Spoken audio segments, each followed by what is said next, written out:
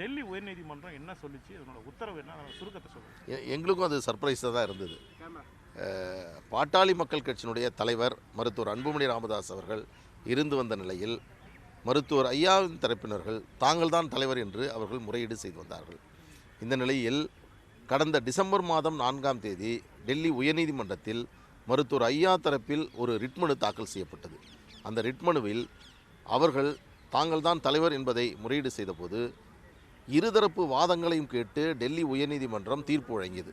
அந்த தீர்ப்பில் பேரா 18 ஒரு தேர்தல் ஆணையத்தினுடைய வாதம் அதே பதிவு செய்யப்பட்டது. அதில் அந்த தங்களிடம் மருத்துவர் அன்புமணி ராமதாஸ் அவர்களையோ மருத்துவர் ஐயா அவர்களையோ நாங்கள் அங்கீகரிக்கவில்லை என்பதை போன்ற அந்த வாசகம் அதில் இடம்பெற்றிருந்தது. இதைத்தான் தங்களுக்கு சாதகமானதாக அவர்கள் பேசி வந்தார்கள். இந்த சூழலில் இதற்கு பிறகு சென்னை உயர்நீதிமன்றத்தில் ஒரு ரிட் மனுவை தாக்கல் செய்து டெல்லி உயர்நீதிமன்றத்தினுடைய தீர்ப்பு தங்களுக்கு சாதகமானது என்பதை அவர்கள் தெரிவித்தார்கள். இதற்கு சென்னை உயர்நீதிமன்றம் ஒரு நோட்டீஸ் வழங்கி பதிலளிக்க வேண்டும் என்று தேர்தல் ஆணையத்திடம் குறிப்பிட்டிருந்தது. இந்த சூழலில்தான் இந்த மறு ஆய்வு மனு இன்று விசாரணைக்கு வந்தது. இது மிக சரியான தருணம்.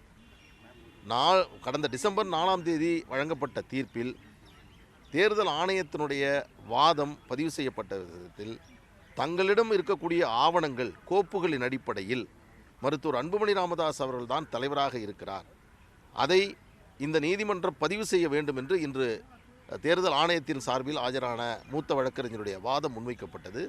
அதை நீதிபதி அவர்களும் ஏற்றுக்கொண்டார்கள். நாங்கள் யாரையும் நிராகரிக்கவும் இல்லை அல்லது ஆதரிக்கவும் இல்லை. ஆனால் அதே வேளையில் ஆவணத்தின் அடிப்படையில் மருத்துவர் அன்புமணி ராமதாஸ் அவர்கள் தொடர்கிறார்.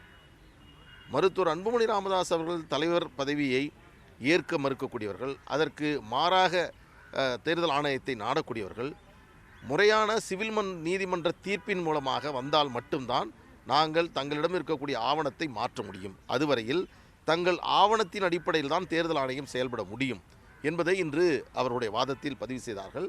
அதற்கு பிறகு இன்று மறு ஆய்வு மனுவில் இன்றே இந்த நீதிமன்றம் தீர்ப்பு வழங்கியது. அந்த தீர்ப்பில் தேர்தல் ஆணையத்தினுடைய மூத்த வழக்கறிஞருடைய வாதத்தை அவர்கள் பதிவு செய்தார்கள். அந்த வாதத்தின் அடிப்படையில் பதிவு செய்யப்பட்டு இன்று தெளிவுபடுத்தப்பட்டிருக்கிறது.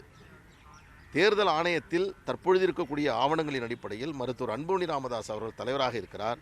அவருடைய பதவிக்காலம் 2026 ஆகஸ்ட் மாதம் வரை தொடர்கிறது என்பதை இன்று பதிவு செய்திருக்கிறது.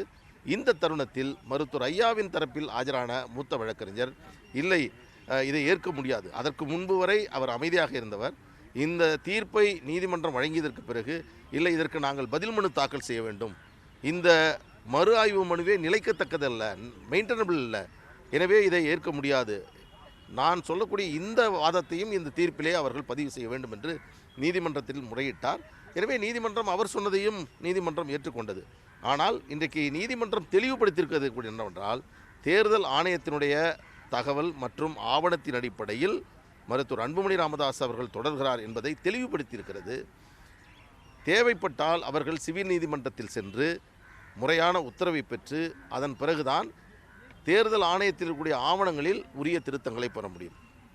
செக்ஷன் 29 அதன் அடிப்படையில் 29A அடிப்படையில் ஒரு தலைவர், துணைத் தலைவர் அல்லது செயலாளர் தேர்வு செய்யப்பட்டால் அந்த தகவல்கள் உடனடியாக தேர்தல் ஆணையத்திற்கு தெரிவிக்கப்பட வேண்டும் என்ற அடிப்படையில் நாங்கள் மருத்துவர் அன்புமணி ராமதாஸ் அவருடைய அந்த பதவியை தற்பொழுது ஏற்றிருக்கிறோம்.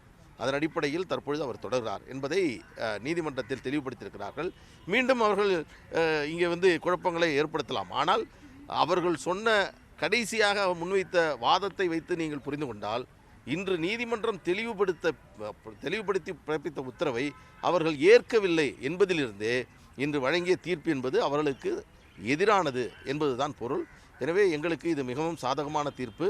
சென்னை உயர்நீதிமன்றத்தில் இந்த வழக்கு விசாரணைக்கு வருகின்ற பொழுது எங்கள் தரப்பினுடைய நியாயத்தை, தேர்தல் ஆணையத்தினுடைய நிலைப்பாட்டை எடுத்து சொல்ல இந்த தீர்ப்பு மிகவும் உதவிகரமாக இருக்கும். இந்த வழக்கில் ஏற்கனவே அன்புமணி ராமதாஸ் நீங்கள் சமர்ப்பித்த அந்த ஆவணங்கள் பொய்யான ஆவணங்கள் அவங்க சொல்லிட்டு வராங்க. அப்படி இருக்கக்குள்ள இது எப்படி? அதாவது இதற்கு 2022ஆம் ஆண்டு மருத்துவர் அன்புமணி ராமதாஸ் அவர்கள் தலைவராக தேர்வு செய்யப்படுகிறார். மருத்துவர் ஐயா, அதற்கு முன்பு தலைவராக இருந்தவர்கள் எல்லோரும் சேர்ந்து அவரை தலைவராக தேர்வு செய்யப்படுகிறார்கள். அது தொடர்கிறது. இந்த தருணத்தில் அவர் இல்லை, ஆவணங்கள் தவறு என்று சொன்னால் அது தனிநபர்கள் சொல்லக்கூடியதை வைத்துக்கொண்டு தேர்தல் ஆணையம் செயல்பட முடியாது. சிவில் நீதிமன்றங்கள் என்ற தீர்ப்பின் மூலமாக அது ஆவணங்கள் தவறு, முறைகேடு என்பதை நீதிமன்றம் உறுதி செய்து அதை தேர்தல் ஆணையத்திற்கு கொடுத்தால் மட்டும்தான் உரிய திருத்தங்களை செய்ய முடியும் என்பது இன்று தெளிவுபடுத்தப்பட்டது. அவங்க சிவில் நீதிமன்றம் அனுபவம் நீங்கள் பாருங்கள், 3 ரவுண்டு போயிருக்காங்க. முதல்ல சென்னை உயர்நீதிமன்றத்தில் நாங்கள் நடத்திய பொதுக்குழுவை நிறுத்த வேண்டும், அதற்கு அனுமதி வழங்கக்கூடாது என்று சென்றார்கள். அதை சென்னை உயர்நீதிமன்றம் ரத்து செய்தது. அதன் பிறகு பொதுக்குழு மருத்துவர் அன்புமணி ராமதாஸ் அவர்கள் தலைமையில் நடைபெற்றது. அவருடைய பதவிக்காலம் நீட்டிக்கப்பட்டது. அதற்கு பிறகு டெல்லி உயர்நீதிமன்றத்தில் ஒரு ரிட் மனுவை தாக்கல் செய்தார்கள்.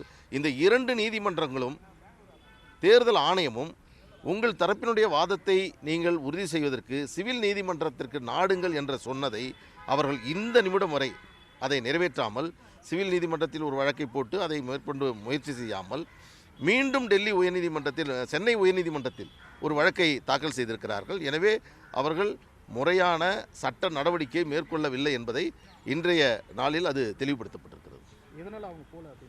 ஏனென்றால் அதாவது யாருக்கு அதிகாரம் என்பதை ஒரு நீதிமன்றம் முடிவு செய்ய வேண்டும் என்றால் ஒரு கட்சியினுடைய விதிகள், பைலா, அதன் அடிப்படையில் தான் முடியும். கட்சியினுடைய பைலாவின் அடிப்படையில் கட்சியினுடைய தலைவர், பொதுச் செயலாளர் தான் ஒரு பொதுக்குழுவை கூட்டமிடும். கட்சி முறையாக தேர்ந்தெடுக்கப்பட்ட தலைவர், பொதுச் செயலாளர் இல்லாமல் பொதுக்குழுவாக கூட்டப்படுகிற எதையும் ஏற்றுக்கொண்டு தேர்தல் ஆணையம் செயல்பட முடியாது. மருத்துவர் ஐயா அவர்கள் நிறுவனர். மருத்துவர் ஐயா அவர்களுக்கு பொதுக்குழுவை கூட்டுவதற்கான அதிகாரம் கட்சியினுடைய விதிகளின்படி இல்லை என்பதை நாங்கள் பல தருணங்களில் சொல்லியிருக்கிறோம். அந்த அடிப்படையில் தான் அவர்கள் சிவில் நீதிமன்றத்திற்கு சென்றால் தங்களுக்கு சாதகமாக தீர்ப்பு வராது என்பதற்காகவே ரிட் மனுவின் மூலமாக இந்த வழக்குகளை எல்லாம் தாக்கல் செய்து கொண்டிருக்கிறார்கள். எப்படி என்றாலும் எங்களுக்கு இதற்கு முன்பாக மாம்பழம் சின்னம் ஒதுக்கப்பட்டிருக்கிறது. கட்சி தலைவர் பதவி 2026 ஆகஸ்ட் மாதம் வரை நீட்டிக்கப்பட்டிருக்கிறது. கட்சியினுடைய அலுவலகம் நம்பர் 10 திலக் ஸ்ட்ரீட் என்பதை தெளிவுபடுத்தியிருக்கிறது. எனவே 2 நீதிமன்றங்களில் அவருக்கு இதற்கு முன்பாக அவர்கள் வெற்றி பெற முடியவில்லை. இதுதான் நிலைப்பாடு. எனவே இன்றைக்கு டெல்லி உயர்நீதிமன்றம் சொல்லியிருக்கக்கூடிய தீர்ப்பு முழுமையாக இந்த வழக்கில் இருக்கக்கூடிய சிக்கல்கள், குழப்பங்களை தெளிவுபடுத்தியிருக்கிறது. நிச்சயமாக இருக்காது. பாட்டாளி மக்கள் கட்சி மருத்துவர் அன்புமணி ராமதாஸ் அவர்கள் தலைமையில் நாங்கள் கூட்டணி அமைத்திருக்கக்கூடிய தேசிய ஜனநாயக கூட்டணியில் மாம்பழம் சின்னத்தில் பாட்டாளி மக்கள் கட்சியினுடைய வேட்பாளர்கள் போட்டியிடுவார்கள். தவிர்க்க முடியாத தம்ப்நெயில்ஸ், கலக்கலான கண்டென்ட்ஸ், சினிமாவும் சீரியஸ் பிரச்சனைகளும், பல வருடங்கள் இடைவெளிக்கு பிறகு இந்த படத்துல ஒரு கலகலப்பும் கைகலப்பும். Me too, love you. Thank you so much. Mass ஏத்துறது போயிட்டே தான் இருக்காரே தவிர பிரேக்கே இல்லாமல் பிரேக்கிங் நியூஸ் சொல்லும் தந்தி டிவி ஆப். இன்ஸ்டா தலைமுறை வரை இறங்கி அடிக்கும் தந்தி டிவியின் டிஜிட்டல் எக்ஸ்க்ளூசிவ். அது தண்ணிக்குள்ள போகும்போது ஹேங் ஆயிடுச்சு.